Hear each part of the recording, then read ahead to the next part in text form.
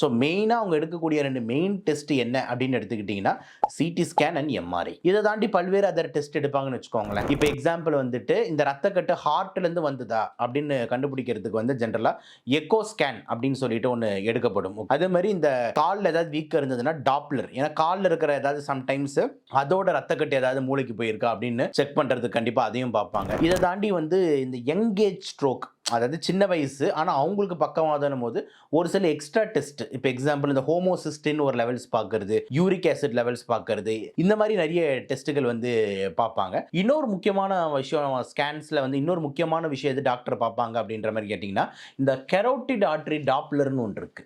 அதுவும் ரொம்ப முக்கியமா நம்ம பார்க்கணும். கெரோட்டிட் ஆர்டரின்றது என்னன்னா, மூளைக்கு போற ரத்த சப்ளைய கொண்டு போற மிக முக்கியமான அந்த ரத்த குழாய் தான் இந்த கெரோட்டிட் ஆர்டரி. இந்த கெரோட்டிட் ஆர்டரியில ஏதாவது அடைப்பு இருக்கா அப்படின்னு பார்க்கறதுக்கு கெரோட்டிட் ஆர்டரி டாப்லர் அப்படின்னு சொல்லிட்டு அதையும் டாக்டருங்க வந்து செக் பண்ணுவாங்க. ஸோ இதெல்லாம் தான் மெயினான டெஸ்ட்.